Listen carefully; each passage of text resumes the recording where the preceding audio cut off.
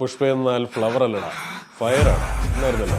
ഇപ്പൊ പുഷ്പ എന്നാൽ ഫയർ അല്ല, വൈൽഡ് ഫയർ. അതെ, കൈലാസം കുറച്ചല്ലേ ഫാദർ ഉണ്ടായിരുന്നുള്ളൂ. ഇതില് ഉടനീളം ഉണ്ടെന്ന് തന്നെ പറയാം, ഉടനീളം ഉണ്ട്. പാർട്ടി ഉണ്ട് പുഷ്പ, പാർട്ടി ഉണ്ട്.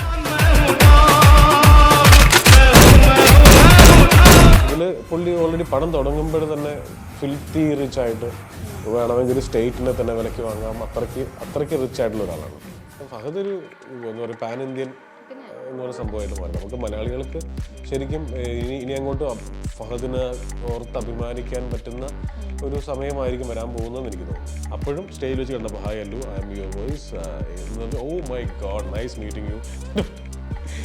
ഇനി കണ്ടാലും പുള്ളി അത് തന്നെ ആയിരിക്കും പറയുന്നത്. പുള്ളി എന്നെ കണ്ടതായിട്ടേ പുള്ളി ഓർക്കുന്നില്ല. അങ്ങനെ എനിക്ക് അച്ഛൻ ഒരു ദിവസം ഫോൺ കണ്ടെത്തുന്ന അല്ലു അർജുനാ നീ സംസാരിക്കുന്നു പറഞ്ഞ് ഫോൺ കണ്ടെത്തുന്നത്. ഞാൻ സംസാരിച്ച് സൗണ്ട് കേട്ട് വിശ്വസിച്ച് ആസിഫ് ഡബ് ചെയ്യാൻ വേണ്ടി വന്നപ്പം ഇത് കേട്ടിട്ട് പറഞ്ഞു, പക്ഷേ തമാശ കളിക്കില്ല, താൻ ആ വോയിസ് മാറ്റി. ഞാൻ അവൻ തമാശ പറഞ്ഞാന്നേ വിചാരിച്ചത്. അപ്പോൾ ആസിഫ് അത് തന്നെ കുറച്ചു നേരം കഴിഞ്ഞിട്ട് അത് തന്നെ പറഞ്ഞുകൊണ്ടിരിക്കുന്നു. ഞാനൊരു ഡയറക്ടറായിട്ട് വന്ന ആളല്ല, ഞാൻ ഡബ്ബിങ്ങിലൂടെ വന്ന് ഡബ്ബിങ്ങിലൂടെ എന്തെങ്കിലും പഠിച്ച് അങ്ങനെ പോകുന്ന ഒരാളാണ്. എനിക്ക് ഒരിക്കലും ഇനിയിപ്പോൾ ഏത് പ്രൈം മിനിസ്റ്റർ ആയി എന്ന് പറഞ്ഞാലും ഡബ്ബിങ് നമ്മൾ വന്ന എല്ലാ ജോലികളെയും നമ്മൾ റെസ്പെക്ട് ചെയ്യും. കാരണം ഇപ്പോൾ എനിക്ക് ഒരു സുപ്രഭാതത്തിൽ കയറി പെട്ടെന്ന് നാളെ മുതൽ അല്ലു അർജുന് വേണ്ടി ഞാൻ ഡബ് ചെയ്യുന്നില്ല എന്നൊന്നും പറയാൻ പറ്റില്ല, പറയേണ്ട കാര്യവുമില്ല, ഒരിക്കലും പറയത്തുമില്ല. ഹായ്, ഇന്ന് എൻ്റെ കൂടെ ഉള്ളത് റൈറ്റർ, ഡയറക്ടർ, അല്ലു അർജുനെ മലയാളികളോട് ചേർത്ത് നിർത്തിയ ശബ്ദത്തിന്റെ ഉടമ ജിസ് ജോയ്. നമസ്കാരം. നമസ്കാരം ചേട്ടാ. കഴിഞ്ഞ പ്രാവശ്യം നമ്മൾ കണ്ടത് തലവന്റെ സമയത്ത് ഡയറക്ടർ ജിസ് ജോയ് ഇവളാണ് സംസാരിക്കുന്നത്. ഇത്തവണ ഞങ്ങൾക്ക് ചോദിച്ചറിയാൻ കൂടുതലുള്ളത് അല്ലു അർജുന്റെ ശബ്ദം അത്തരത്തിലാണ്. അതിലൊരു എക്സൈറ്റ്മെന്റ് ഉണ്ട് അല്ലേ? കാരണം നമുക്കിങ്ങനെ മാറി മാറി ഓരോരോ ആളുകളായില്ലേ. പിന്നെ തീർച്ചയായിട്ടും ഓരോരോ സമയത്ത് ഓരോ മേൽവിലാസം. അതെ, ഇത്തവണ ടീസർ തന്നെ ഞെട്ടിച്ചു. ആ ഒരു സാരി ലുക്കിലൊക്കെ വന്നത് ട്രെയിലറും വലിയൊരു സ്കെയിലാണ് നമുക്കത് കാണിക്കുന്നത്. അപ്പോൾ അത് കണ്ട ഒരാൾ എന്നുള്ള രീതിയിൽ, ഡബിങ് സമയത്ത് കണ്ട ഒരാൾ എന്നുള്ള രീതിയിൽ എന്തായിരിക്കും ഇപ്പം എല്ലാവരും പറയുന്നല്ലോ തിയേറ്റർ ഇളക്കി മറിക്കും. തിയേറ്റർ ഇല്ല, ഞാനത് ഒരിക്കലും ഞാനത് പ്രൊഡ്യൂസറോട് എൻ്റെ അടുത്ത് പ്രൊമോഷൻസിന് ഇറങ്ങണം എന്ന് പറഞ്ഞപ്പോൾ ഞാൻ അങ്ങോട്ട് ആവശ്യപ്പെട്ട കാര്യമാണ്, പടത്തെക്കുറിച്ച് ഒന്നും സംസാരിക്കില്ല. കാരണം നമ്മൾ ഇത് ഒരുമിച്ച് തിയേറ്ററിൽ കാണുമ്പോൾ പ്രേക്ഷകൻ എന്താണ് തോന്നുന്നത് അത് പ്രേക്ഷകർ തന്നെ ഫീൽ ചെയ്തോട്ടെ. നമ്മളായിട്ടൊരു ഓവർ ഹൈപ്പ് കൊടുക്കുകയോ അങ്ങനത്തെ ഒന്നും പൊതുവേ ഞാൻ എൻ്റെ സിനിമയ്ക്കും ചെയ്യാറില്ല. പുഷ്പയ്ക്ക് ഒരിക്കലും അതിൻ്റെ ആവശ്യമില്ലെന്ന് എനിക്ക് തോന്നുന്നു. നമ്മളായിട്ടൊരു ഹൈപ്പ് കൊടുക്കേണ്ട കാര്യമില്ല. കാരണം ആ സിനിമ തന്നെ അതിൻ്റെ ഫസ്റ്റ് പാർട്ട് തന്നെ അതിൻ്റെ സെക്കൻഡ് പാർട്ടിന് വേണ്ടി സംസാരിക്കുന്നുണ്ട് അല്ലേ? അത്രയും ഓഡിയൻസ് അതിനുവേണ്ടി കാണാൻ വേണ്ടി കാത്തിരിക്കുകയാണ്. 4 മണിയുടെ ഷോയൊക്കെ നോക്കി ടിക്കറ്റ് ഇല്ല, എല്ലാം ഓൾ കേരള ഫുള്ളാണ്. അപ്പോൾ എനിക്ക് തന്നെ നാളെ വൈകുന്നേരം ഏതോ 6:30 ഒരു ഷോയൊക്കെയാണ് ടിക്കറ്റ് കിട്ടിയിരിക്കുന്നത്. അത് നമ്മുടെ കുഴപ്പമുണ്ട്, നമ്മൾ വിളിച്ചു പറയാൻ വൈകിപ്പോയതിൻ്റെ കുഴപ്പമുണ്ട്. അപ്പോൾ അങ്ങനത്തേക്കൊരു ഇതാണ്. അപ്പോൾ എന്തായാലും അത്രയും ഹൈപ്പുള്ളൊരു സിനിമയാണ്. അപ്പോൾ ആ എക്സ്പെക്റ്റേഷൻ അല്ലെങ്കിൽ ഓവർ എക്സ്പെക്റ്റേഷൻ ആ സിനിമയ്ക്ക് മീറ്റ് ചെയ്യാൻ പറ്റിയാൽ അത് വലിയ സംഭവമായിരിക്കും. നമ്മളിതെല്ലാം കണ്ടിരിക്കുന്നത് വെച്ചാൽ ഈ റീൽ വൈസ് ആണ് കണ്ടിരിക്കുന്നത്. റീൽ വൈസ് അതിഗംഭീരമാണ് സിനിമ. ഈ ഓരോ റീൽ ഇപ്പോൾ ഒരു റീൽ എന്ന് പറഞ്ഞാൽ 22 മിനിറ്റ് 23 മിനിറ്റ് ആയിരിക്കും, അല്ലെങ്കിൽ 25 മിനിറ്റ് ആയിരിക്കും. മൊത്തത്തിൽ 3.5 മണിക്കൂറും കൂടെ ഒരുമിച്ച് ഞങ്ങൾ കണ്ടിട്ടില്ല. ഓർഡറിലും അല്ലല്ലോ ഡബ് ചെയ്യുന്നത്. ഇല്ല, ഗ്രാഫിക്സ് ഇല്ലാത്ത വേർഷൻ. ഡബ് ചെയ്യുമ്പോൾ ഒരിക്കലും ഗ്രാഫിക്സ് ഉണ്ടാവില്ല, മ്യൂസിക്കും ഉണ്ടാവില്ല. അത്യാവശ്യം വേണ്ടടുത്ത് മാത്രമുള്ള മ്യൂസിക്കേ ഉണ്ടാവുള്ളൂ. അപ്പം അങ്ങനെയും കണ്ടിട്ടില്ല. അപ്പോൾ സത്യം പറഞ്ഞാൽ ശരിക്കും മറ്റു പടങ്ങളൊക്കെ ഇതിനു മുമ്പത്തെ സിനിമകളൊക്കെ ചെയ്യുമ്പോൾ പുഷ്പ 1 ചെയ്യുമ്പോൾ ഇൻക്ലൂഡിങ് പാട്ടായിരുന്നു നമ്മൾ കണ്ടത്. ഡബിങ് തീരുമ്പോഴത്തേക്കൊക്കെ പാട്ട് എഡിറ്റ് ചെയ്ത് വന്നു, പാട്ടൊക്കെ കണ്ടു, മ്യൂസിക് എല്ലാം വെച്ചിട്ടാണ്. പക്ഷെ ഇതിൽ അങ്ങനെ ഒന്നും കാണാൻ പറ്റിയിട്ടില്ല. പാട്ട് ഇപ്പം റിലീസ് ആയി കഴിഞ്ഞപ്പോഴാണ് നമ്മൾ കാണുന്നത്, ഡബിന്റെ സമയത്ത് കണ്ടിട്ടേ ഇല്ല. ഇതില് ഇത്തവണ ഫ്ലവർ അല്ല ഫയർ മാറി വൈൽഡ് ഫയർ. കേക്കട്ടെ. മറ്റേ പുഷ്പ എന്നാൽ ഫ്ലവർ അല്ലടാ, പുഷ്പ എന്നാൽ ഫ്ലവർ അല്ലടാ, ഫയർ ആടാ എന്നായിരുന്നല്ലോ. ഇപ്പൊ പുഷ്പ എന്നാൽ ഫയർ അല്ല, വൈൽഡ് ഫയർ എന്നുള്ള മുഖത്തേക്ക് നോക്കുമ്പോഴും അല്ലു അർജുന്റെ മുഖമാണ്. അതെ അതെ അതെ, എനിക്കതാ വരുന്നത്. പീലിംഗ് സോങ് ഇവിടെ വന്നിട്ട് പുള്ളി അത് കാണിച്ച സമയത്ത് പറഞ്ഞിട്ടുണ്ടായിരുന്നല്ലോ, മലയാളമാണ് അതിന്റെ എല്ലാ ഭാഷകളിലും എന്നുള്ള. അതേപോലെ മല്ലു അർജുൻ അഡോപ്റ്റഡ് സൺ എന്നൊക്കെ ഉണ്ടായിരുന്നു അവിടെ പരിപാടി ഉണ്ടായിരുന്നു യൂട്യൂബിൽ. പക്ഷെ അത് ശരിക്കും എല്ലാ മലയാളിക്കും ഭയങ്കര പ്രൗഡ് ആവാൻ പറ്റിയൊരു പിന്നെ പിന്നെ പിന്നെ പിന്നെ അത്ര നല്ലൊരു എനിക്ക് ആ പാട്ടിന്റെ ലിറിക്കൽ വീഡിയോ ഇറങ്ങിയപ്പോൾ തന്നെ അതിനകത്ത് ഉള്ള പോർഷൻസ് ഒക്കെ തന്നെ ഭയങ്കര അടിപൊളിയായിരുന്നു. ഫീലിങ്സ് എന്ന് പറയുന്നത്. അതെ അതെ അതെ. ഫീലിങ്സിന്റെ പാട്ടിന് മുമ്പുള്ള ഒരു സീനും വളരെ നല്ലൊരു സീനാണ്, വളരെ ഒരു റൊമാൻറ്റിക് സീനാണ്, ഭയങ്കര രസമുള്ളൊരു. അത് ആ സമയത്ത് ഉണ്ടായിരുന്നില്ല അല്ലേ? ഡബിങ് സമയത്ത് കണ്ടിട്ടില്ലല്ലോ പാട്ടൊന്നും? പാട്ട് കണ്ടിട്ടില്ല. പാട്ടിന്റെ ലീഡൊക്കെ ഉണ്ടായിരുന്നു, പാട്ടിന്റെ ലീഡൊക്കെ ഡബ് ചെയ്തിട്ടുണ്ട്, പക്ഷെ പാട്ടില്ലായിരുന്നു. എന്താ ഒരു ഫസ്റ്റും സെക്കൻഡും തമ്മിൽ എന്തെങ്കിലും ഒരു വ്യത്യാസം വന്നിട്ടുണ്ടോ? പുഷ്പ എന്നുള്ള ഒരാളുടെ ഒരു ട്രാൻസ്ഫോർമേഷന്റെ ഇതിലോ ഒക്കെ പുഷ്പയുടെ ഡബിങ്ങിന് ക്യാരക്ടർ ഭയങ്കരമായിട്ട് മാറിയിട്ടുണ്ടല്ലോ. പുഷ്പ 1 പുള്ളിക്കാരൻ ഈ പറഞ്ഞ പോലെ ഒരു സാധാരണ കാട്ടില് ജോലി ചെയ്യുന്ന ഒരാള്, അതിൽ നിന്ന് 0 മാരുതി ഒമ്നി വാങ്ങിക്കുന്നു, അതിൽ നിന്ന് ബിൽഡപ്പ് ആവുന്നു, അങ്ങനത്തെ ഒരു ഉണ്ടായിരുന്നല്ലോ. ഇതിൽ അങ്ങനെ ഇല്ലല്ലോ. ഇതിൽ പുള്ളി ഓൾറെഡി പടം തുടങ്ങുമ്പോൾ തന്നെ ഫിൽത്തി റിച്ച് ആയിട്ട്, വേണമെങ്കിൽ ഒരു സ്റ്റേറ്റിനെ തന്നെ വിലക്ക് വാങ്ങാം, അത്രയ്ക്ക് റിച്ച് ആയിട്ടുള്ള ഒരാളാണ്. അപ്പോൾ അതിൻ്റെതായ മാറ്റം ഉണ്ട്. ഇപ്പോൾ അദ്ദേഹത്തിൻ്റെ പെരുമാറ്റത്തിലും ഡയലോഗ് ഡെലിവറിയിലും റെൻഡറിങ്ങിലും ഒക്കെ അതുണ്ടായിരുന്നു. പിന്നെ അതുകൊണ്ട് തന്നെ ആ ഒരു വലിപ്പം ഉണ്ടല്ലോ, പുഷ്പയുടെ ക്യാരക്ടറിന് വന്ന വലിപ്പം, ആ വലിപ്പം എൻ്റെ ഒരു സിനിമയ്ക്ക് അവർ കൊടുത്തിട്ടുണ്ട്. അതാണ് ആ ട്രെയിലറിൽ കാണുന്നത് അല്ലേ? അത്രയും ഒരു വലിയ ക്യാൻവാസിലാണ് സിനിമ വരുന്നത്, ഭയങ്കര വലിയ. നിങ്ങളിപ്പോൾ ഡബിങ് ആർട്ടിസ്റ്റ് എന്നുള്ള രീതിയിൽ പുള്ളിയുടെ ഡയലോഗ് റെൻഡറിങ്ങിലോ അങ്ങനെ മാറ്റമുണ്ടോ? ഇയാളുടെ ലൈഫ് സ്റ്റൈൽ മാറിയതിൽ ഇയാള് സംസാരിക്കുന്നത് അങ്ങനെ സംസാരത്തിൽ മാറ്റമുണ്ട്. ഭയങ്കര സ്ലോയിലാണ് ഈ പ്രാവശ്യം സംസാരിക്കുന്നത്, ഭയങ്കര ഇരുത്തം വന്ന ഒരു രീതിയിൽ ആണ് സംസാരിക്കുന്നത്. മറ്റൊന്ന് എപ്പോഴും ഫഫയാണ് നമ്മുടെയൊക്കെ ഒരു എക്സൈറ്റ്മെന്റ്. കാരണം നസ്രിയൊക്കെ പറഞ്ഞിട്ടുണ്ടായിരുന്നു സെക്കൻഡിലാണ് ബൻവർ സിംഗ് ഷെഖാവത്ത് കുറച്ചുകൂടെ ഒക്കെ ഉള്ളത്. കഴിഞ്ഞ പ്രാവശ്യം കണ്ടു മതിയായിട്ടില്ല എല്ലാവർക്കും. അതെ, കഴിഞ്ഞ പ്രാവശ്യം കുറച്ചല്ലേ ഫഹദ് ഉണ്ടായിരുന്നുള്ളൂ. ഇതില് ഉടനീളം ഉണ്ടെന്ന് തന്നെ പറയാം. ഉടനീളം ഉണ്ട്. പിന്നെ അതുപോലെ പെർഫോം ചെയ്യാനുണ്ട്. ചെയ്തിരിക്കുന്ന പരിപാടികളാണെങ്കിലും ഒക്കെ അല്ലുവിന്റെ ഒപ്പത്തിനൊപ്പം നിന്നിട്ടുള്ള പരിപാടികളാണ്. ഡബ് ചെയ്യുമ്പോൾ ആ വേർഷൻ അവരെ കേൾക്കാൻ പറ്റുമോ? ഫഹദിന്റെ വേർഷൻ റീൽ ഫഹദ് ഡബ് ചെയ്യുന്നതിന് മുമ്പുള്ള കേൾക്കാമല്ലോ. ഈ പൈലറ്റ് കേൾക്കാൻ പറ്റും. പറഞ്ഞപ്പോ അഭിനയിച്ചപ്പോ പറഞ്ഞിരിക്കുന്ന എല്ലാം കേൾക്കാം. തെലുങ്കിൽ കേൾക്കാം. അല്ലാതെ ചെയ്തു വെച്ചിട്ടുണ്ടായിരുന്നില്ല. ഞാൻ ഡബ് ചെയ്തതിന് ശേഷം ഫഹദ് ഡബ് ചെയ്തത്. അപ്പൊ അതുകൊണ്ട് അത് കുഴപ്പമില്ല. പക്ഷെ നമുക്ക് ഇത് കിട്ടിയാൽ മതിയല്ലോ. ഈ അഭിനയിച്ചപ്പോൾ ഉള്ളത് കേൾക്കാനാണ് കുറെ കൂടി രസം. അത് കുറെ കൂടി ലൈവ് ആയിരിക്കും. അത് ഭയങ്കര ഫഹദ് തെലുങ്കൊക്കെ ഭയങ്കരമായിട്ട് പഠിച്ച്, കാരണം കണ്ടിന്യൂസ് ആയിട്ട് പറയേണ്ട കുറെ ഡയലോഗ്സ് ഒക്കെ ഉണ്ട്, അതൊക്കെ നന്നായിട്ട് പറഞ്ഞിട്ടുണ്ട്. ഫഹദ് ശരിക്കും എന്താ പറയാ, ആവേശമൊക്കെ നമുക്ക് ഒന്നുമില്ലെങ്കിലും മലയാള സിനിമയാണെന്ന് വിചാരിക്കാമല്ലോ. ഇത് മലയാള സിനിമയല്ലല്ലോ. അത്രയും ഡയലോഗ്സ് ഇത്രയും പേരുടെ മുമ്പിലൊക്കെ വെച്ച് പറയുക എന്നൊക്കെ പറയുന്ന ഫഹദ് അതിഗംഭീരമായിട്ട് പെർഫോം ചെയ്തിട്ടുണ്ട്. ഫഹദിന്റെ പറയുമ്പോ തന്നെ ബൻവർ സിംഗ് ഷെഖാവത്ത് അന്ന് തന്നെ ഇപ്പം വിനീതേട്ടൻ പറഞ്ഞിട്ടുണ്ട് തമിഴ്നാട്ടിലെ തിയേറ്ററുകളിൽ അല്ലുവിന് കിട്ടിയതിന്റെ ട്രിപ്പിൾ കയ്യടി പുള്ളിക്ക് കിട്ടുന്നു. അത് കേരളത്തിലും ഉറപ്പായിട്ട് പറയേണ്ട കാര്യമില്ലല്ലോ, നമ്മുടെ സ്ഥലമാണല്ലോ. ആവേശം വന്നുകൊണ്ട് ഇപ്പൊ എനിക്ക് തോന്നുന്നു കർണാടകയിലും ഒക്കെ ഇതൊരു അതെ എല്ലായിടത്തും ഫഹദ് ഒരു എന്താ പറയുക പാൻ ഇന്ത്യൻ എന്നൊരു സംഭവമായിട്ട് മാറി. നമുക്ക് മലയാളികൾക്ക് ശരിക്കും ഇനി അങ്ങോട്ട് ഫഹദിനെ ഓർത്ത് അഭിമാനിക്കാൻ പറ്റുന്ന ഒരു സമയമായിരിക്കും വരാൻ പോകുന്നതെന്ന് എനിക്ക് തോന്നുന്നു. അതുപോലെ തന്നെ അല്ലു അർജുൻ ഈ കഴിഞ്ഞതിൽ പറഞ്ഞിട്ടുണ്ടായിരുന്നു തെക്കേതിലെ എന്നല്ലേ ആ ഡയലോഗിലെ, അത് നിങ്ങൾ ഇത് തന്നെ പറയുന്നു മലയാളികൾ, ഞങ്ങളുടെ തെലുങ്ക് ഡയലോഗ് തന്നെ പറയുന്നു. പക്ഷെ ആ സമയത്ത് ഒരു ഫണ്ണായി വന്നു താഴത്തില്ലടാ. അതിന്റെ ഒറിജിനൽ മീനിങ് ആണോ അത്? ഒറിജിനൽ മീനിങ് താഴത്തില്ലടാ, താന്ന് കൊടുക്കില്ല എന്നുള്ളത്. ഓ അതാണ്, താന്ന് കൊടുക്കില്ലടാ എന്നുള്ളത്. അപ്പൊ അത് അങ്ങനെ തഗ്ഗതലെ എന്ന് പറയുമ്പോ താന്ന് കൊടുക്കില്ല എന്ന് പറയാൻ പറ്റില്ലാത്തോണ്ട് താഴത്തില്ലടാ എന്ന് അങ്ങനെ. ഈ ജിസേട്ടന്റെ ഒരു ഇൻപുട്ട് എങ്ങനെയാ വരാറ് ഇങ്ങനത്തെ ഇതിലൊക്കെ? കാരണം ഈ എഴുതി വെക്കുന്നതിലപ്പുറം നമുക്ക് ചിലപ്പോൾ പറഞ്ഞാൽ ഇത് ഒരിക്കലും എഴുതി വെച്ച സ്ക്രിപ്റ്റ് തെലുങ്ക് പടത്തിന് ഡബ് ചെയ്യാൻ പറ്റില്ല, അത് വെറുതെ പറയുന്ന. ഒരിക്കലും എഴുതി വെച്ച സ്ക്രിപ്റ്റിൽ നമുക്ക് മീനിങ് മനസ്സിലാക്കാം എന്നല്ലാതെ ഒരിക്കലും ഒരാൾ വീട്ടിലിരുന്ന് എഴുതി കൊണ്ടുവന്ന സാധനം നമുക്കിവിടെ ലിപ്പിൽ ഒപ്പിച്ച് പറയാനൊന്നും പറ്റൂലൊന്നുമില്ല.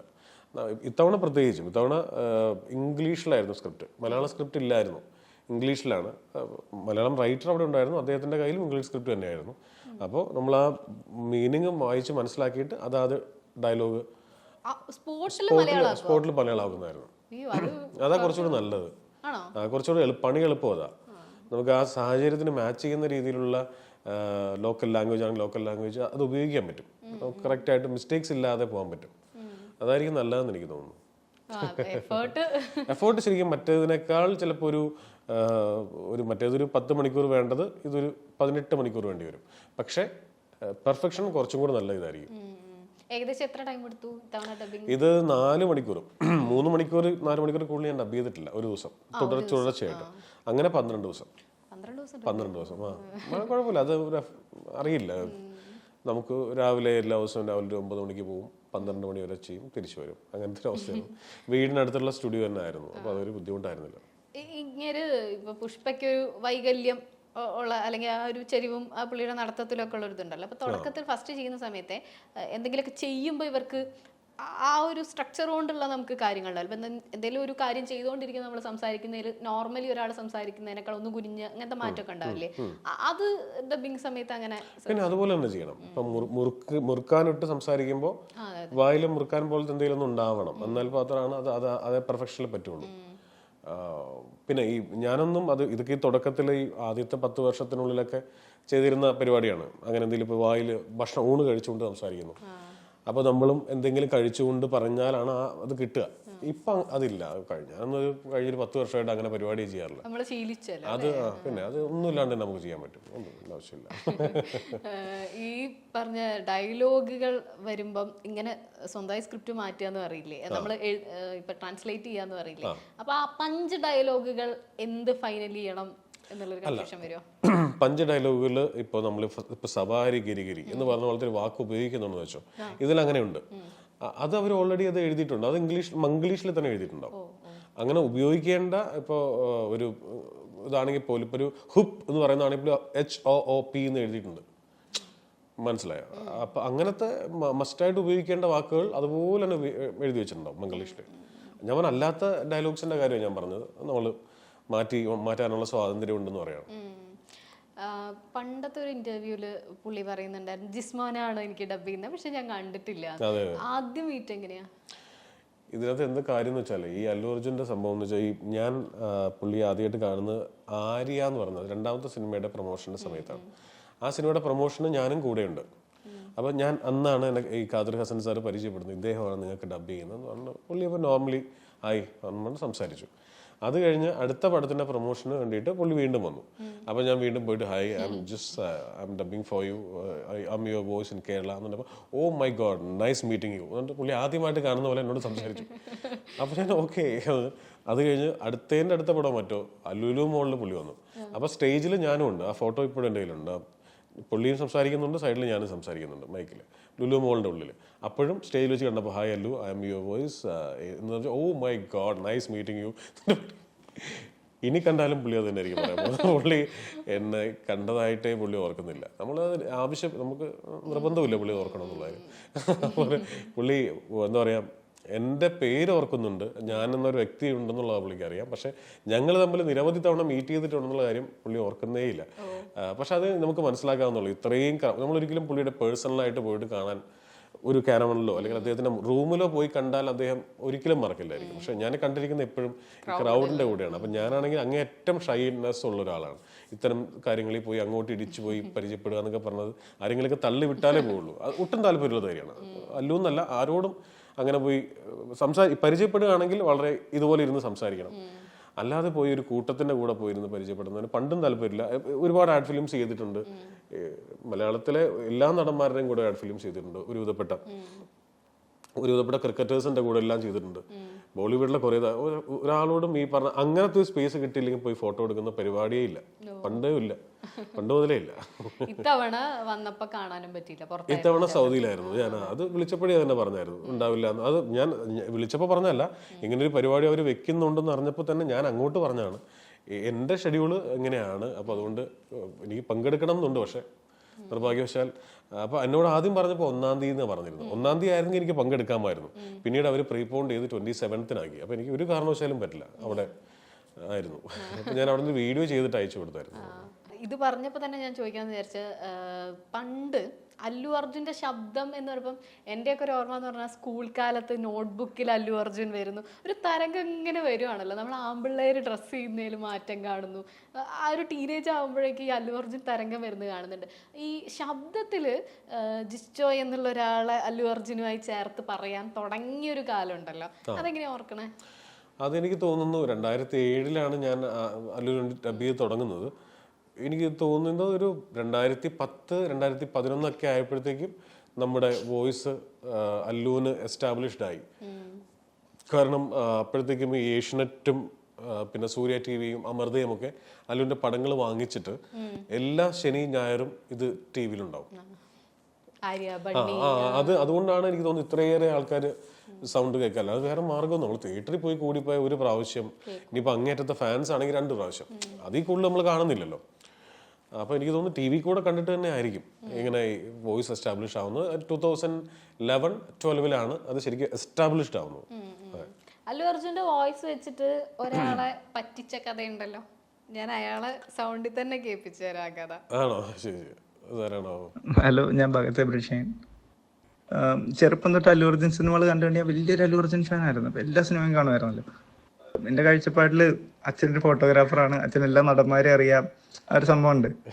ഞാൻ വീട്ടിൽ വാശി പിടിച്ചു തുടങ്ങി, അല്ലു അർജുനെ കണ്ടാലോ, അല്ലു അർജുനോട് മിണ്ടിയാലോ, ഞാൻ ഭക്ഷണം കഴിക്കുള്ളൂ, സ്കൂളിൽ പോകുള്ളൂ എന്നൊക്കെ പറഞ്ഞ്.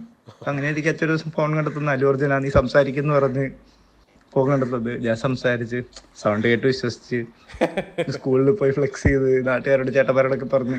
അപ്പൊ നാട്ടിലെ ചേട്ടന്മാരാണ് പറഞ്ഞത്, നീ എന്താ പറഞ്ഞത്, അല്ലു അർജുൻ നീ മലയാളി ഒന്നും അല്ലോ. പിന്നെ അവരോട് പറഞ്ഞു, നിങ്ങൾക്ക് എന്തറിയാം, ഞാനല്ലേ സംസാരിച്ചതെന്ന് പറഞ്ഞ് അവരോട് വാശി പിടിച്ച്.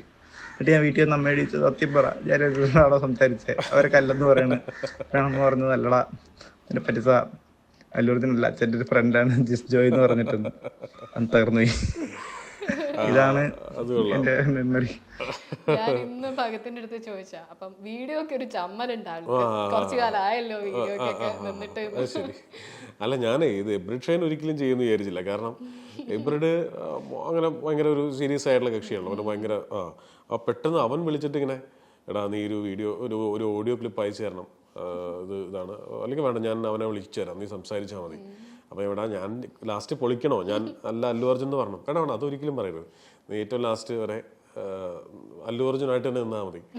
അവനോട് നന്നായിട്ട് പഠിക്കണമെന്നൊക്കെ പറ, വീട്ടിൽ അനുസരിക്കണം എന്നൊക്കെ അവനോട് പറയാൻ പറഞ്ഞു. അവൻ പറയാനുള്ളതൊക്കെ എന്നോട് ഏൽപ്പിച്ചു. ഞാൻ ഇവനെ വിളിച്ച് സംസാരിക്കുന്നു. അപ്പോൾ എനിക്കിത് ഫോൺ കട്ട് ചെയ്യേണ്ട സമയത്ത് വരെ എൻ്റെ ഉള്ളിൽ ലൈക്ക് ലാസ്റ്റ് വെക്കും, മോനെ തമാശ പറഞ്ഞാടാ ഞാൻ എന്ന് പറയണമെന്നുണ്ട്. പക്ഷെ അവന്റെ എക്സൈറ്റ്മെന്റ് കാണുമ്പോൾ എനിക്കത് പറയാനും പറ്റുന്നില്ല. പിന്നെ 1983 ശേഷമാണ്, അതിന് ശേഷമാണ് 1983 ശേഷമാണ്. അതെ, കുഞ്ഞു പയ്യൻ. എനിക്ക് ഇത് ഈ സംഭവം നടക്കുന്നത് എനിക്ക് തോന്നുന്നു 2015-ലൊക്കെയാണ്. എന്റെ ബൈസൈക്കിൾ ദിവസം കഴിഞ്ഞിട്ടുണ്ട്, 1983 ഇറങ്ങിയിട്ടുമുണ്ട്. തുടക്കത്തിൽ അല്ലുവിന്റെ ശബ്ദം മാത്രമായിട്ടേ നമ്മളിങ്ങനെ ഒരു ലേബൽ വന്നു കഴിഞ്ഞ് പിന്നെ ഡബ് ചെയ്യാൻ പോകുമ്പോൾ അതൊരു ബുദ്ധിമുട്ട് പലപ്പോഴും വരില്ലേ? ഇപ്പൊ അല്ല, വേറെ ഞാൻ ഡബ് ചെയ്യുന്നില്ല, അതുകൊണ്ട് തന്നെ അങ്ങനത്തെ ഒരു സംഭവം ഓപ്പർച്യൂണിറ്റീസ് ഉണ്ടായിരുന്നു. ഞാനായിട്ട് തന്നെ അങ്ങോട്ട് പറയുമായിരുന്നു. ആദ്യം 1-2 ഇൻസിഡന്റുകളിലൊക്കെ ഇത് മറ്റുള്ള സംവിധായകർ പറയാൻ തുടങ്ങിയപ്പോൾ ഞാൻ തന്നെ അത് മനസ്സിലാക്കി. എന്നിട്ട് പിന്നെ എന്നെ വിളിക്കുന്നവരോട് നിർബന്ധിക്കുന്നവരോടൊക്കെ ഞാൻ തന്നെ അങ്ങോട്ട് പറയും. ഈ ജോർജ് സാറിന്റെ പടത്തിൽ വിളിച്ചു, കഴിഞ്ഞതിന്റെ മുമ്പത്തെ പടം ജോർജ് സാർ ചെയ്ത കഴിഞ്ഞതിന്റെ മുമ്പത്തെ പടം ആന്റണിക്ക് മുമ്പ് പൊറിഞ്ചുവാന്ന് എനിക്ക് തോന്നുന്നു. പൊറിഞ്ചുവാ അല്ല പാപ്പനില് അതാണ് സെക്കൻഡ് ലാസ്റ്റ് പടം അല്ലേ? അതെ, തൊട്ടുമുതൽ. അപ്പൊ ജോർജ് സാറിന്റെ പടത്തിന് വിളിച്ചതുപോലെ വന്നിട്ട് ഒരു പ്രധാനപ്പെട്ട ക്യാരക്ടറിനെ ഡബ് ചെയ്യണം എന്ന് പറഞ്ഞു. അപ്പൊ എനിക്കിത് ഞാൻ പറഞ്ഞു, സാർ ഇത് ഇങ്ങനെ ഒരു സംഭവമാണ്, എങ്ങനെയൊക്കെ ചെയ്താലും ഇത് ലാസ്റ്റ് അല്ലു അർജുനിലേക്ക് പോകും. പിന്നെ അവർക്ക് നമ്മളെ വിളിച്ചു പോയതിന്റെ പേരിൽ ഒഴിവാക്കാനും പറ്റില്ല. അപ്പൊ ഇത് മനസ്സിലാക്കിക്കൊണ്ട് ആദ്യം ഷാൻ വിളിച്ചു, പിന്നെ അസോസിയേറ്റ് വിളിച്ചു. അപ്പൊ ഞാൻ പറഞ്ഞു ഇങ്ങനെ, പ്ലീസ് ലാസ്റ്റ് ഒരു രക്ഷയില്ലെന്നായപ്പോൾ ഞാൻ പറഞ്ഞു, ഞാൻ ബോംബെയിലാണ്, ഒരാഴ്ച കഴിഞ്ഞേ വരുള്ളൂ എന്ന് പറഞ്ഞു. അപ്പൊ അപ്പോഴത്തേക്ക് സിനിമ റിലീസ് ചെയ്യണം. കാരണം ഈ ഒരു വിഷയമുള്ളതുകൊണ്ട് അത് നമുക്കറിയാതെ എങ്ങനെ. ഇപ്പൊ എന്റെ സിനിമയിൽ തന്നെ ഞാൻ ബൈസൈക്കിൾ തീവ്സിൽ 11 വർഷം മുമ്പല്ലേ അതിലെ ഒരു ക്യാരക്ടറിന് ഡബ് ചെയ്തു. ആസിഫ് ഡബ് ചെയ്യാൻ വേണ്ടി വന്നപ്പോൾ ഇത് കേട്ടിട്ട് പറഞ്ഞു, എടോ തമാശ കളിക്കില്ല, താൻ ആ വോയിസ് മാറ്റണം. അപ്പോൾ ഞാൻ അവൻ തമാശ പറഞ്ഞാന്നേ വിചാരിച്ചത്. അപ്പോൾ ആസിഫ് അത് തന്നെ കുറച്ചു നേരം കഴിഞ്ഞിട്ട് അത് തന്നെ പറഞ്ഞുകൊണ്ടിരിക്കുന്നു, വോയിസ് മാറ്റണം എന്ന് സീരിയസ് ആയിട്ട് പറഞ്ഞു. അപ്പോഴും ഞാൻ കാര്യമായിട്ട് ഓക്കെ എന്നാൽ പിന്നെ മാറ്റിയേക്കാം. എന്നിട്ട് ഞാൻ എൻ്റെ സിനിമയിൽ തന്നെ വേറെ ആൾക്ക് ഡബ് ചെയ്തിട്ട് അയാളെ മാറ്റി വേറെ ആളെ കൊണ്ട് ഡബ് ചെയ്യിപ്പിച്ചു. അങ്ങനെയൊക്കെ ഉണ്ട്. പിന്നെ ആകെ എൻ്റെ സിനിമയിൽ ഇതുവരെ ഞാൻ ശബ്ദം കൊടുത്തിരിക്കുന്നത് വിജയ് സൂപ്പറും പൗർണമിയിലും ഒരു ഫോണിൽ വിളിച്ച് അങ്ങോട്ടും ഇങ്ങോട്ടും ചെയ്ത് വിളിക്കുന്നില്ല. അതിന്റെ താഴത്തെ സീനിൽ ഫുൾ കമന്റ്സ് കിടക്കുന്നത് അല്ലു അർജുനാണ് കൊണ്ടുപോയതെന്ന് കൊണ്ടാണ്. അങ്ങനെ ചെയ്തില്ല, ഇങ്ങനെ പോലും പിടിക്കും. തലവന്റെ സമയത്ത് പറഞ്ഞില്ലേ അല്ലു അർജുൻ ഉണ്ട് ഈ പടത്തില്, പുകവലിയുടെ പറഞ്ഞപ്പോ തന്നെ ആ തിയേറ്ററിൽ ആൾക്കാർ ഒച്ചയെടുത്തു, ഇത് അല്ലു അർജുനാണ്. നിരുത്സാഹപ്പെടുത്തിയിട്ടുണ്ടോ ആരെങ്കിലും ഈ ഇനീഷ്യൽ ടൈം മതി നീ ഇത്ര എണ്ണൊക്കെ ഒരാളുടെ തന്നെ ചെയ്തു, ഡബിങ് ആർട്ടിസ്റ്റ് എന്നുള്ള രീതി വളരുന്നതിന് ബുദ്ധിമുട്ടാവും അങ്ങനെയൊക്കെ? എന്നെ അറിയുന്ന ഒരാൾക്ക് പോലും അത് പറയാനുള്ള ധൈര്യം ഉണ്ടാവില്ല. ബിക്കോസ് ഞാൻ ഇതിലൂടെ വന്ന ഒരാളാണ്. ഞാനൊരു ഡയറക്ടറായിട്ട് വന്ന ആളല്ല. ഞാൻ ഡബിങ്ങിലൂടെ എന്തെങ്കിലും പഠിച്ച് അങ്ങനെ പോകുന്ന ഒരാളാണ്. എനിക്ക് ഒരിക്കലും ഇനിയിപ്പോൾ ഏത് പ്രൈം മിനിസ്റ്റർ ആയി എന്ന് പറഞ്ഞാലും ഡബിങ് നമ്മൾ വന്ന എല്ലാ ജോലികളെയും നമ്മൾ റെസ്പെക്ട് ചെയ്യും. കാരണം ഇപ്പോൾ എനിക്ക് ഒരു സുപ്രഭാതത്തിൽ കയറി പെട്ടെന്ന് നാളെ മുതൽ അല്ലു അർജുന് വേണ്ടി ഞാൻ ഡബ് ചെയ്യുന്നില്ല എന്നൊന്നും പറയാൻ പറ്റില്ല. പറയേണ്ട കാര്യവുമില്ല, ഒരിക്കലും പറയത്തുമില്ല. കാരണം ഇതൊരു ജോലിയല്ലേ. ഈ ജോലി നമ്മൾ ആസ്വദിച്ച് ചെയ്തിരുന്ന, അതിനേക്കാളേറെ ആഗ്രഹിച്ച് ചെയ്തിരുന്ന ജോലിയാണ്. അല്ലെങ്കിൽ ഈ പ്രൊഫഷനിലേക്ക് എത്തിപ്പെടാൻ വേണ്ടി ഒരുപാട് നടന്നിട്ടുണ്ട്, ഒരുപാട് ആഗ്രഹിച്ചിട്ടുണ്ട്. സോ എനിക്ക് ഈ ജോലി ഞാൻ ചെയ്യുന്ന മറ്റ് പാട്ടെഴുത്ത് പോലെ, സ്ക്രീൻ പ്ലേ എഴുതുന്ന പോലെ, സംവിധാനം പോലെ, ആഡ് ഫിലിം മേക്കിംഗ് പോലെ എൻ്റെ മറ്റൊരു ജോലിയാണത്. അത് കൃത്യമായിട്ട് സന്തോഷമായിട്ട് ചെയ്യുള്ളൂ. ഞാൻ ചോദിക്കാനിരുന്ന മറ്റൊരു കാര്യം ഇതാ, ഒരു ഡയറക്ടറൊക്കെ ആയതിനു ശേഷം നമുക്ക് തോന്നുമല്ലോ നമ്മൾ ഡബിങ് ആർട്ടിസ്റ്റ് ആയിരിക്കണോ അങ്ങനെ പോലും അത് ചിന്തിക്കാത്തതിന് ശേഷം നമുക്ക് ആ ജോലി ചെറുതാണെന്ന് തോന്നിയാലല്ലേ അങ്ങനെ ചിന്തിക്കേണ്ട കാര്യമുള്ളൂ. എന്നെ സംബന്ധിച്ചോളം ഞാൻ ഈക്വലി ഈ ചെയ്യുന്ന 5 ജോലിയും ഏതാ വലുതെന്ന് ചോദിച്ചാൽ എനിക്ക് എല്ലാം ഒരുപോലെയാണ്. എല്ലാത്തിൽ നിന്നും ഞാൻ ജീവിച്ചിട്ടുണ്ട്. എല്ലാം തരുന്ന പണം ഞാൻ സ്വീകരിച്ചിട്ടുണ്ട്. എല്ലാം തരുന്ന റെസ്പെക്ട് ഞാൻ സ്വീകരിച്ചിട്ടുണ്ട്. അംഗീകാരങ്ങൾ സ്വീകരിച്ചിട്ടുണ്ട്. സോ എനിക്ക് ഈക്വലി ഗുഡാണ്. ത്രൂ ഔട്ട് ദ ഇയേഴ്സ് എന്താണ് ഒരു മാറ്റം അല്ലുവിന് ശബ്ദം കൊടുക്കുന്നതിൽ 10-20 വർഷമായിട്ട്? സ്വാഭാവികമായിട്ടും നിങ്ങളുടെ രണ്ടുപേരുടെ ഏജിൻ്റെതായ മാറ്റങ്ങൾ ഉണ്ടായിട്ടുണ്ടായിരിക്കും, കാലഘട്ടത്തിന്റെ ഡയലോഗുകൾ വന്ന രീതിയിൽ. അതല്ലാതെ ഒരു ടെൻഷൻ ഫ്രീ ആയിട്ടാണോ ഇപ്പൊ ചെയ്യുന്നത്, അല്ലെങ്കിൽ എല്ലാത്തിനും ആ ഇനീഷ്യലി ഉള്ള ടെൻഷൻ? ഇല്ല, ടെൻഷൻ ഇല്ല, ഒരിക്കലും ടെൻഷൻ ഇല്ല. അങ്ങനെ ഒരു ടെൻഷൻ എന്തറിയോ ഹരിത, ഞാനിപ്പോൾ ഈ ജോലി 24 വർഷമായിട്ട് ചെയ്യാണ്. അത് 25ാമത്തെ വർഷമാണ് വരുന്നത്. 2000-ലാണ് ആദ്യം ഡബ് ചെയ്യുന്നത്, 2000. 24 വർഷം ഞാൻ ചെയ്തിട്ട് ഞാൻ ഇനിയും ടെൻഷൻ അടിക്കാന്ന് പറഞ്ഞാൽ അല്ലേ, നമ്മുടെ ആയുസിന്റെ ഒരു ഏറിയ പങ്കും നമ്മൾ ഈ ജോലി ചെയ്തിട്ടുണ്ട്. എന്നിട്ട് ഞാൻ ഇനിയും പോയിട്ട് തിയേറ്ററിൽ ഡബ് ചെയ്യാന്ന് പറഞ്ഞാൽ അങ്ങനല്ലേ. ആ ഒരു ആദ്യത്തെ കാലത്തുള്ള 2-3 സിനിമകൾക്കൊക്കെ നമുക്ക് ഡബിങ്ങിന് വിളിക്കുമ്പോഴേ ടെൻഷൻ ഉണ്ടായിരുന്നു. പണ്ടൊക്കെ ടെൻഷനുണ്ട്, ഇത് അവിടെ ചെല്ലുമ്പോൾ എന്താവും ഒക്കെ ഉണ്ട്. അത് പലതിനും കാരണങ്ങൾ എന്ന് വെച്ചാൽ ഇപ്പോൾ ഈ സംവിധായകർ ഡബിങ്ങിന് ഇരിക്കുമ്പോൾ നമുക്ക് ടെൻഷനില്ല. ഇപ്പം ഹരിഹരൻ സാറിൻ്റെ കൂടെ വർക്ക് ചെയ്യുമ്പോഴോ, ഫാസിൽ സാറിൻ്റെ കൂടെ വർക്ക് ചെയ്യും, ജയരാജ് സാറിൻ്റെ കൂടെ വർക്ക് ചെയ്യുമ്പോഴോ ഒന്നും നമുക്ക് അങ്ങനെ ടെൻഷൻ്റെ ആവശ്യമില്ല. കാരണം അവർ കറക്റ്റായിട്ടാണ് പറഞ്ഞു തരുന്നത്. ഇതെവിടെ പാളണെന്ന് പറഞ്ഞു കഴിഞ്ഞാൽ ഇവർക്ക് ഈ തിരക്കായിട്ട് ഇവർ അസോസിയേറ്റ്സിനെയും അസിസ്റ്റൻസിനെയും കൊണ്ടുവരുത്തും. അതിൽ നല്ല വൃത്തിയായിട്ട് പറഞ്ഞുതരാൻ അറിയുന്ന അസോസിയേറ്റ്സ് ഉണ്ട്, അസിസ്റ്റന്റ് ഡയറക്ടേഴ്സും ഉണ്ട്. ഇത് ഒന്നും അറിഞ്ഞുകൂടാത്ത അതായത് ആദ്യത്തെ ടേക്ക് ഒരിക്കലും ഓക്കെ വെക്കില്ല എന്ന് പറയുന്ന കുറേ പണി അറിയാത്ത അസിസ്റ്റന്റ് ഡയറക്ടേഴ്സ് ഉണ്ട്, കുറെ അസോസിയേറ്റേഴ്സും ഉണ്ട്. പറഞ്ഞിട്ടുണ്ട് അല്ലേ? കറക്റ്റ്. അവരുടെ വിചാരം ആദ്യം തരുന്ന ടേക്ക് ഒരിക്കലും ഓക്കെ അല്ല എന്നുള്ളതാണ്. അവര് നമ്മൾ ഒരു ടേക്ക് കഴിഞ്ഞ് 2ാമത്തെ ടേക്ക്, 3ാമത്തെ ടേക്ക്, 4, 5, 6 നമ്മൾ തളരും, അവിയും എന്നൊക്കെ പറയില്ലേ, എല്ലാം പോവും. ആ സാധനമായിരിക്കും അവർ പറയുന്നത്, ഓക്കെ ഇത് വെച്ചാൽ മതി. വളരെ മോശം ടേക്ക് ആയിരിക്കും. ശരിക്കും ഒരു പണി അറിയാവുന്ന ഡബ് ചെയ്യുന്ന ഒരാൾക്ക്, ഡബിങ് ആർട്ടിസ്റ്റ് അല്ല, ഡബ് ചെയ്യുന്ന ഒരാൾക്ക് ആദ്യത്തെ ടേക്ക് പെർഫെക്റ്റ് ആയിരിക്കും. ആദ്യത്തെ ടേക്കാണ് ടേക്ക്, മനസ്സിലായോ? അതിനകത്ത് ചിലപ്പോൾ ഇപ്പോൾ അക്ഷരപ്പശകോ അല്ലെങ്കിൽ സിങ്ക് ഔട്ട് ആവുമെന്നൊക്കെ ഓക്കെ. അതല്ലാത്ത സിങ്കാണ്. ഇപ്പോൾ everything goes well, first take ആയിരിക്കും ഏറ്റവും ബെസ്റ്റ് ടേക്ക് എന്ന് പറയുന്നത്. അതിപ്പോഴും ഞാൻ എൻ്റെ സിനിമയുടെ ഡബിങ് എന്നൊക്കെ പറഞ്ഞാൽ ഇപ്പോൾ സാധാരണ ഒരാഴ്ച കൊണ്ടോ അല്ലെങ്കിൽ 10 ദിവസം കൊണ്ടൊക്കെ ഡബിങ് മൊത്തം തീരും. ഈ 2ാമത്തെ ഐശ്വര്യലക്ഷ്മിയോടൊക്കെ ചോദിച്ചാൽ അറിയാം. 2ാമത്തെ ഒരു ടേക്ക് എന്നൊക്കെ പറഞ്ഞാൽ എനിക്ക് ബുദ്ധിമുട്ട് എടുക്കാനായിട്ട്, ആർട്ടിസ്റ്റിനെ കൊണ്ട് എടുപ്പിക്കാൻ ബുദ്ധിമുട്ടാണ്. ഫസ്റ്റ് ടേക്ക് ഓക്കെ ആയിരിക്കും, നമ്മൾ ബ്രീഫ് ചെയ്ത് കഴിഞ്ഞാൽ അവർ തരുന്നത് കറക്റ്റ് ടേക്ക് ആയിരിക്കും തരുന്നത്. ഈ ഡയറക്ടർ എന്നുള്ള രീതി ഡബിങ് ആർട്ടിസ്റ്റും കൂടെ ആയതുകൊണ്ട് ഡബിങ്ങിൽ കുറച്ച് കർക്കശക്കാരനാവാനാണല്ലോ എല്ലാവരും അങ്ങനെ ആവാനല്ലേ ചാൻസ് ഉള്ളൂ. അപ്പൊ ഞാനത് വളരെ ബോധപൂർവം എൻ്റെ സിനിമയിൽ ഡബിങ് വളരെ ഈസി ആയിരിക്കണം, അത് ആൾക്കാർക്ക് ബുദ്ധിമുട്ടുണ്ടാവരുത്. അല്ലാണ്ട് എനിക്ക് ഈ പരിപാടി അറിയാം എന്ന് പറഞ്ഞുകൊണ്ട് ഇവരെ ഇട്ട് ബുദ്ധിമുട്ടിച്ചുകൊണ്ട് ഒന്നുമില്ല. അതുകൊണ്ട് തന്നെ എൻ്റെ സിനിമയിൽ ഡബ് ചെയ്യുന്നവരെ കൊണ്ട് ഇപ്പോൾ ആസിഫിനെ നിങ്ങൾ തലവലിൽ നോക്കിക്കോളും, സൗണ്ട് ഉപയോഗിച്ചിരിക്കുന്നതും ഇപ്പോൾ ട്രോളുന്ന ഇടിച്ചിയാൻ പിഴിയും കഴിവ് ഈ ഉൾപ്പെടെയുള്ള സംഗതികൾ വെൽ ഡിസൈൻഡ് ആണ്. അത് എഴുതുമ്പോഴേ അതിന്റെ റൈമിങ് ഡിസൈൻഡ് ആണ്. ഈ ഡബ് ചെയ്യുമ്പോഴൊരു ഗുണം അതാ, ആ ഡയലോഗ്സ് ഞാൻ എഴുതുമ്പോഴേ എൻ്റെ മനസ്സിൽ അത് എങ്ങനെയാണ് പറയിക്കേണ്ടതെന്ന് അറിയാം. അതായത് മോഡുലേഷൻ മുറിക്കേണ്ട സ്ഥലം ഏതാണെന്നറിയാം. ഇപ്പൊ ലളിതാമ്മയ്ക്ക് വേണ്ടി എഴുതുമ്പോൾ ലളിതാമ്മയുടെ സംഭാഷണത്തിന്റെ സ്റ്റൈൽ എനിക്കറിയാം. അപ്പൊ അവർക്ക് മുറിക്കാൻ പറ്റുന്ന ഒരു താളമുണ്ടല്ലോ. എതിരെ നിൽക്കുന്നവന്റെ ഉള്ളെന്നറിയാൻ ശ്രമിച്ചാൽ എല്ലാം എതിരെ നിൽക്കുന്നവന്റെ മനസ്സെന്നല്ല എഴുതിയിരിക്കുന്നത്, ഉള്ളെന്നാണ്. നമ്മൾ അധികം ഉപയോഗിക്കാറുണ്ട് ഉള്ളെന്നോ ഇല്ല. അപ്പോൾ അതുപോലും നമ്മൾ എഴുതുന്ന സമയത്ത് നമ്മൾ ബോധപൂർവ്വം എഴുതുന്നതാണ്. അങ്ങനത്തെ കുറെ മെച്ചങ്ങൾ അങ്ങോട്ടും ഇങ്ങോട്ടും കോംപ്ലിമെന്റ് ചെയ്യാറുണ്ട്. ഈ തെലുങ്ക് പടങ്ങള് തെലുങ്കിൽ നിന്നോ തമിഴിൽ നിന്നോ വന്ന ആളുകൾ ഇവിടെ വന്ന് എത്രയോ നമുക്ക് വില്ലന്മാരുണ്ട്. അവർക്ക് ഡബ് ചെയ്യുന്നപ്പം ശോഭ ചേട്ടനൊക്കെ വന്ന് എന്നോട് അവരുടെ രീതിക്ക് അനുസരിച്ചുള്ള ബുദ്ധിമുട്ടൊക്കെ പറഞ്ഞിട്ടുണ്ട്. പക്ഷെ അവിടുത്തെ ഒരു പടം ആ സ്പീഡിൽ വരുന്നതിന് നമ്മൾ മലയാളം കൊടുക്കുക എന്ന് പറയുന്നത് അതിനേക്കാൾ എഫേർട്ട് അല്ലേ?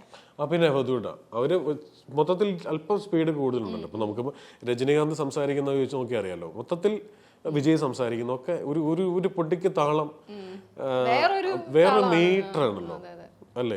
നമ്മളുടെ ഇവിടെ സത്യൻ മാസ്റ്ററുടെയും നസീർ സാറിന്റെ ഒക്കെ താളം എന്ന് പറഞ്ഞാൽ വളരെ പതുക്കെ അല്ലേ. മനസ്സിലായി. ആ വ്യത്യാസം ഈ രണ്ട് ഇൻഡസ്ട്രിയും തമ്മിലുണ്ട്. ഈ അല്ലെങ്കിൽ ഈ തെലുങ്കുമായിട്ടും അങ്ങനെയുണ്ട്. അവരെപ്പോഴും നിൽക്കുന്നത് കൈൻഡ് ഓഫ് ഒരു ഡ്രാമയുടെ ഒരു തൊട്ട് താഴെയുള്ള പരിപാടിയിലാണ് നിൽക്കുന്നത്. അതിൽ നിന്ന് മാറി തുടങ്ങിയിട്ടുണ്ട്. ഇപ്പോൾ റിയലിസ്റ്റിക് ആയിട്ടുള്ള ഒത്തിരി പടങ്ങൾ പാരലായിട്ട് സമാന്തരമായിട്ട് മെയ്യഴകം പോലത്തെ പടങ്ങൾ, ഒരുപാട് പടങ്ങൾ വരുന്നുണ്ട്. 96 പോലത്തെ പടങ്ങളും ലബ്ബർ പന്ത് പോലത്തെ പടങ്ങളൊക്കെ സൈഡിൽ കൂടെ നടക്കുന്നുണ്ട് കേട്ടോ. ഇല്ലെന്ന് പറയാൻ പറ്റില്ല. അവിടെയും ഇപ്പോൾ പെല്ലിച്ചുപ്പിലും ഒക്കെ വളരെ റിയലിസ്റ്റിക് ആയിട്ടുള്ള സിനിമകൾ വന്നായിരുന്നു. അപ്പോൾ അതൊക്കെ അവിടെ നടക്കുന്നുണ്ട്. അതിനാണല്ലോ ഇത് വന്നത് സൂപ്പർ. അപ്പോൾ അങ്ങനത്തെ പരിപാടികളൊക്കെ അവിടെ നടക്കുന്നുണ്ട്. പക്ഷെ നമ്മുടെ ഇൻഡസ്ട്രി പണ്ട് മുതലേ നമുക്ക് നോക്കിയറിയാം കുറച്ചും കൂടെ. ഇപ്പൊ ഈ ഭരതം എന്ന് പറഞ്ഞ സിനിമ തുടങ്ങി, അല്ലെങ്കിൽ താഴ്വാരോ ഭരതോ ഇന്നലെയോ തൂവാനത്തും എല്ലാം നാടകമല്ലല്ലോ, ഒരു റിയൽ ലൈഫ് കണ്ട ഫീൽഡിലാണ് നമ്മുടെ സീനിയേഴ്സ് ആയിരിക്കുന്ന റൈറ്റേഴ്സും സംവിധായകരും ഒക്കെ പടങ്ങൾ ഉണ്ടാക്കി വെച്ചിരിക്കുന്നത്. അവര് മെച്ചമുണ്ട്. പുഷ്പയിലേക്ക് തന്നെ വരുമ്പോ ഇത്തവണ ചെയ്തപ്പോ അല്ലെങ്കിൽ 1ലോ 2ലോ ഭയങ്കര എക്സൈറ്റ്മെന്റോടെ ചെയ്ത ഒരു സീനൊക്കെ എന്തായിരിക്കും? 1ൽ കുറെ സീൻസ് ഉണ്ടായിരുന്നു, ഫഹദുമായിട്ടുള്ള സീൻസും. ഇതിലങ്ങനെ എക്സൈറ്റ്മെന്റ് കൊണ്ട് ചെയ്യുന്ന വെച്ചപ്പോൾ ഇതിന്റെ ഒരു ഇന്റർവെൽ സീക്വൻസിനോട് അടുത്ത് ഫഹദുമായിട്ടുള്ള ഒരു വലിയൊരു മാസ് സീക്വൻസ് ഉണ്ട്. ഇന്റർവെല്ലാണ്, പിന്നെ അത് കഴിഞ്ഞ് ഇമ്മീഡിയറ്റ് ഇന്റർവെല്ലാണ്. അതുപോലെ എനിക്ക് തോന്നുന്നു ഞാൻ പോയി 2ാമത്തെ ദിവസം ഞാൻ തന്നെ പോയി വീണ്ടും മാറ്റി ഡബ് ചെയ്തു. കാരണം അതല്ലു ആ സീനിൽ മദ്യപിച്ചിട്ടുണ്ട്, നിങ്ങളുടെ കഥാപാത്രം മദ്യപിച്ചിട്ടുണ്ട്. അപ്പൊ വായിൽ മുറുക്കാനുണ്ട്, ഓൾറെഡി മദ്യപിച്ചിട്ടുണ്ട്, അതിന്റെ കൂടെ മുറുക്കാനുണ്ട്, അതിന്റെ കൂടെ സെന്റിമെന്റ്സ് ഉണ്ട്, അതിന്റെ പരാതി പറച്ചിലുണ്ട്, അതിന്റെ കൂടെ വെല്ലുവിളിയുണ്ട്. ഇതെല്ലാം കൂടിയിട്ടുള്ളൊരു സീനാണ്. അപ്പൊ ഉടനീളം ഈ മുറുക്കാൻ വായിലുണ്ട്, അപ്പോൾ കുടിച്ചിട്ടുണ്ട്. അപ്പൊ അതിന്റെ ഒരു മിക്സ് പിടിക്കാനായിട്ട് ഇതുണ്ടല്ലോ. ഇപ്പൊ ആ ഡയലോഗ് തന്നെ പറയണമെന്നില്ല, അത് ഭയങ്കര എങ്ങനെയായിരിക്കും ചെയ്യുന്നത് പറയാനുള്ള ഒരു കൗതുകത്തില് ഇല്ല. അത് വെച്ചാൽ അത് നമ്മൾ ഡബ് ചെയ്യുമ്പോൾ നമുക്ക് തന്നെ അത് എനിക്ക് തോന്നുന്നു. അതുകൊണ്ടായിരിക്കും ഈ ഡബിങ് തിയേറ്റർ ശ്രദ്ധിച്ചിട്ടുണ്ടോ, ഇപ്പൊ അവിടെ സ്ക്രീൻ ആയിരിക്കും, നമ്മൾ അങ്ങോട്ട് തിരിഞ്ഞ് നമ്മളുടെ പുറകോശമായിരിക്കും അവരിയ്ക്കുന്നത്, നമ്മൾ എക്സ്പ്രസ് ചെയ്യുന്നത് കാണാതിരിക്കാൻ വേണ്ടിയിട്ടാണ്. അത് ദാസേട്ടനും അതെ, ലൈറ്റൊക്കെ ഫുൾ ഓഫ് ചെയ്തിട്ടാണ് പാടുന്നത്. യേശുദാസ് സാർ പാട്ട് പാടുന്നത് നോക്കാൻ സമ്മതിക്കില്ല എന്ന് പറഞ്ഞിട്ടുണ്ട്. അതുകൊണ്ടല്ല, നമ്മൾ ചിലപ്പോൾ കരയുമ്പോൾ കരയണം, ചിരിക്കുമ്പോൾ ചിരിക്കണം. അത് വലിയ ആൾക്കാരൊക്കെ നോക്കിയിരിക്കും, നമുക്ക് പിന്നെ ടേക്ക് ശരിയാവത്തുമില്ല. അതാണ്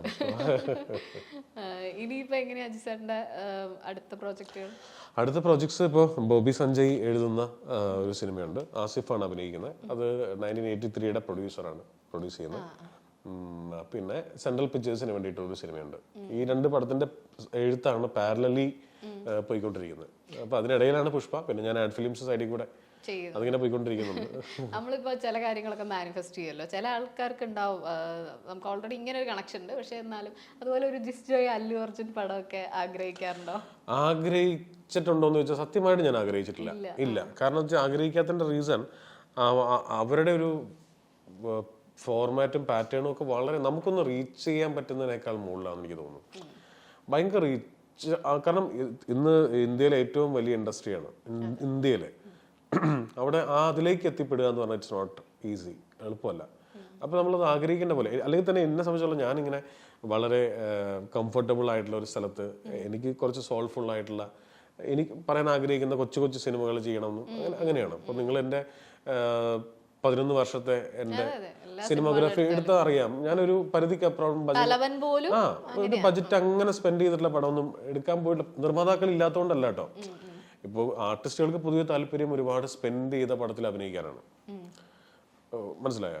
ലാർജ് സ്കെയിലാണ് എല്ലാവർക്കും താല്പര്യം. അതിനുള്ള പ്രൊഡ്യൂസേഴ്സ് നമ്മുടെ കയ്യിലുണ്ട്. പക്ഷെ എനിക്ക് താല്പര്യം കുറച്ചും കൂടെ കംഫർട്ടായിട്ട് ഒരു, ഞാൻ പറയും, ഇപ്പൊ കിഷ്കിന്ദ കാണ്ട ഓടി, നമ്മൾ ഈ പറയുന്ന ഒരുപാട് പൈസ പൊട്ടിച്ചെടുത്ത സിനിമയൊന്നുമല്ല, അതെ. സാധാരണ ഒരു സിനിമയാണ്.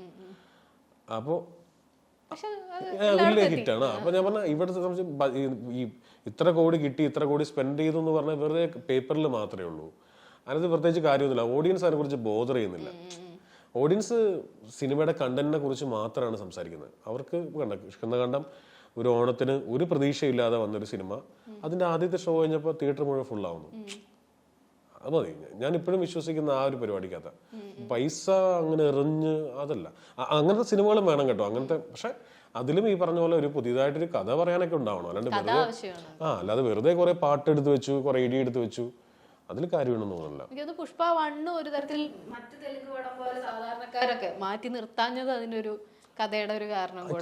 കറക്റ്റ്. നമ്മളത് ഒരു ഒരു അമർ ചിത്രകഥ വായിക്കുന്ന ഫീൽ ഉണ്ടായിരുന്നു ആ സിനിമയ്ക്ക്, മനസ്സിലായോ? പിന്നെ കറക്റ്റ് അവർ അറിഞ്ഞുകൊണ്ട് ചെയ്താണോ അല്ലെന്ന് നമുക്കറിയില്ല. പക്ഷെ ഒരു വിജയ സിനിമയുടെ എല്ലാ ഫോർമുലയും ആ പടത്തിലുണ്ടായിരുന്നു. അവർക്ക് വേണ്ടതും അല്ലെങ്കിൽ അത്തരം ഓഡിയൻസിന് വേണ്ടതും കറക്റ്റ്. അതായത് എല്ലാത്തരം ഓഡിയൻസിനും, അതായത് നല്ല ക്ലാസിക് സിനിമ ഇഷ്ടപ്പെടുന്നവർക്കും കൊമേഴ്ഷ്യൽ ഇഷ്ടപ്പെടുന്നവർക്കും പ്രായമുള്ളവർക്കും കുട്ടികൾക്കും ചെറുപ്പക്കാർക്കും ഒക്കെ മനസ്സിലാവുന്ന അതൊരു കറക്റ്റ് അമർ ചിത്രകഥ കറക്റ്റ് ആയിട്ടുണ്ടായിരുന്നു. രക്തചന്ദനക്കടത്ത് എന്നൊക്കെ പറഞ്ഞൊരു സാധനം ഉണ്ടല്ലോ, അത് അതിൽ തന്നെ ഒരു കൗതുകമുണ്ട്. അതാണ് കടത്തെന്ന് പറയുന്നത്. അതെ, ബ്രില്യൻ്റ് ആയിരുന്നു അത്.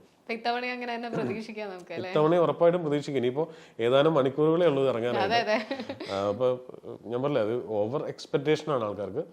ആ ഓവർ എക്സ്പെക്ടേഷനെ മീറ്റ് ചെയ്യണം. മീറ്റ് ചെയ്താൽ അത് വൻ സംഭവമായിരിക്കും സിനിമ, ഒരു സംശയമില്ല. അങ്ങനെ സംഭവിക്കട്ടെ.